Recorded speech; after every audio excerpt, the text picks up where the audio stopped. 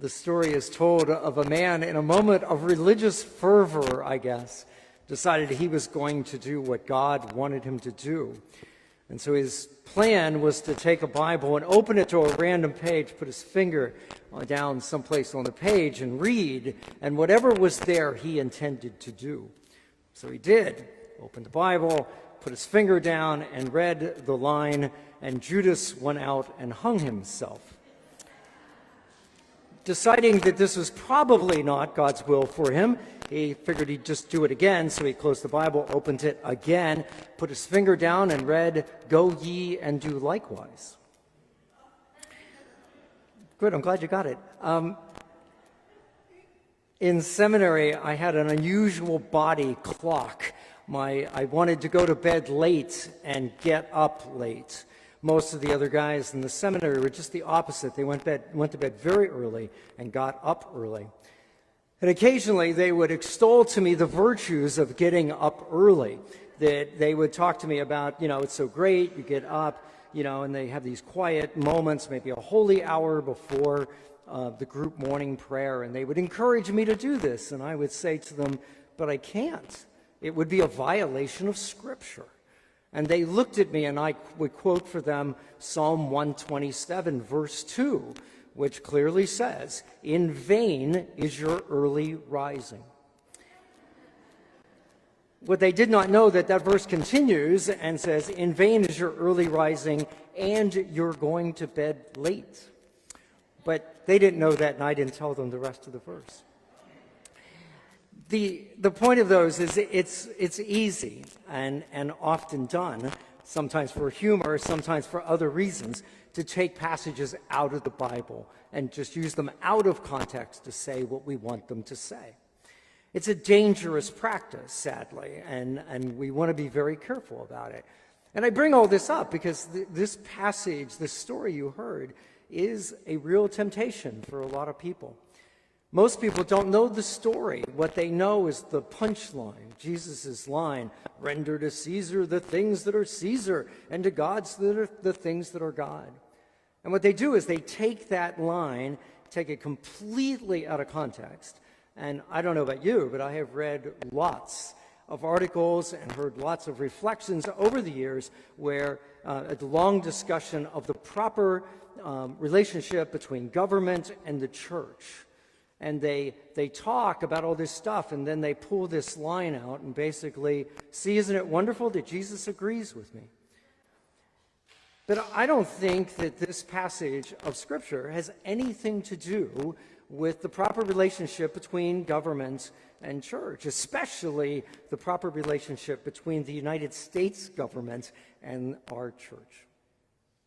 So let's do this a little differently. If you allow me, let's do it the way we were taught to do it. That is, we're taught to read the Bible by reading the Bible in its context. The first thing we do is we look at a case like this, look at the story. What is going on here? What's actually happening? And after we have understood it, then we will see what it has to do with us. So just two quick things that would be helpful, I think. The first is to remind yourself that tax here is not the tax that you and I think of. All right? In other words, you and I, even no matter what your opinion is of government, local, state, national, no matter what your opinion are, whether you think you're overtaxed, undertaxed, any of that stuff, you are probably at least saying, okay, maybe I don't like certain things, but I live in this wonderful country, and yeah, I guess I got to pay taxes. That is not the case here. You need to remind yourself that this is Palestine in the time of Roman occupation. They are an occupied country, and this tax is going to the occupiers. By their money, they're supporting the people that are oppressing them. And so that's why this tax is controversial.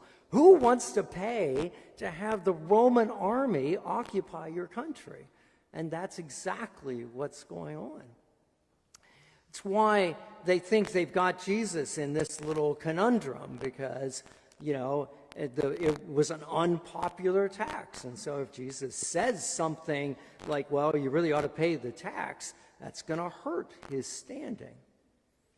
The other thing to appreciate, in fact, is that this is not, as I would put it, an honest question.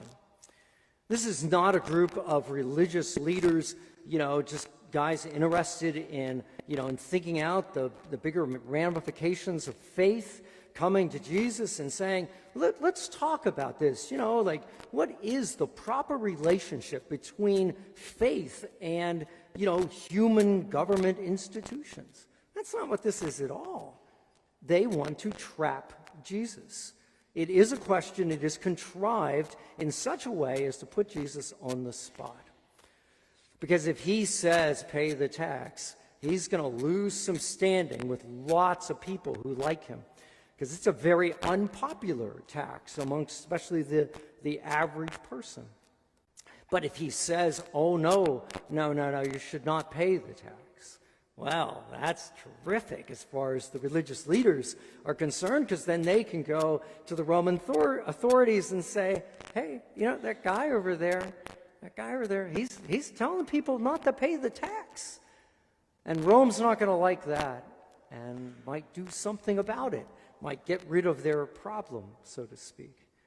That's what this question is. It's a trap. It's not an intellectual exercise about church and state. Which I will add, by the way, is an important question and worth discussing, but that's not what's being discussed here. That's what's going on. That's what's going on. And so then you ask yourself, well, okay, all right, I understand what's going on, all right. Now, what are the applications to my life?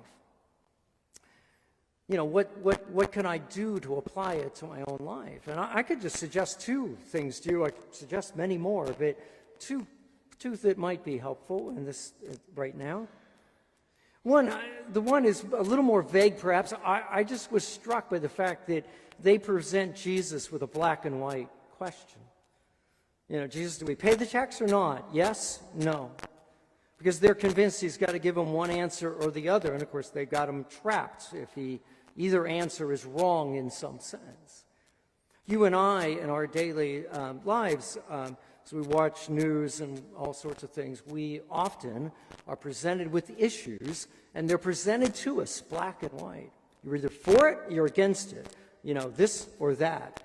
And I just have to notice that Jesus manages to avoid it. He manages to find not so much middle ground, maybe that's not the right phrase for it, but he finds a way to talk about it without getting caught in one extreme or the other. Now, I'm quick to concede the good Lord is probably much smarter than I am, and I don't know that I can do this with other issues, with every issue, I should say. But I think there's wisdom in this. And I think sometimes when someone presents us an issue of whatever it is, and they say, you got to pick. It's either this or this. You can't be on the fence. Got to pick. I just wonder if that's a moment for us to pause and almost, I'll get back to you, and take it to prayer and ask. Maybe it is a black and white issue, but I just wonder if more times than not, some honest discernment on our part would lead us to find a way to talk about the issue so it's not black and white, so divisive amongst people. So that's one possible lesson out of this. The other, I will tell you, is harder. The religious leaders of the day, they care about Jesus' answer only in the sense that they think any answer he gives them is going to get him in trouble. But they're not at all interested in his answer in terms of information or truth. They don't care. They ask, Jesus, should we pay the tax or not? They ask the question, but they do not care about the answer. These guys paid the tax. That's where Jesus sort of gets them, because when he asks them, hey, you got a coin that this thing's paid with? And they've got one. And it's an idolatrous coin.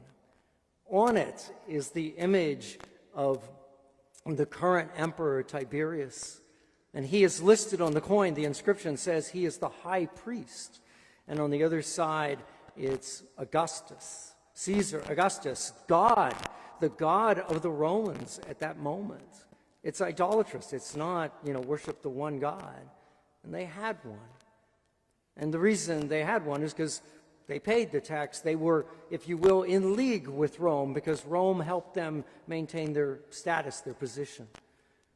And so when they asked this question, even though they're asking it as a trap, they could care less what Jesus actually cared about the issue if they were serious about it, because they'd made up their mind. Yeah, we're gonna pay the tax. They'd made up their mind about lots of things, and that's the challenge to us. I know all of us, in lots of areas of our life, I hope lots and lots of areas of our lives where we listen to Jesus and he tells us what to do and we do it, try to anyway. But you would not be the only one, at least I hope I'm not the only one, that has an area or two of our lives that we kind of got them fenced out and we don't care what Jesus says about those areas. And so Jesus speaks to us, and we go like, I don't say anything you want. I don't care. Talk.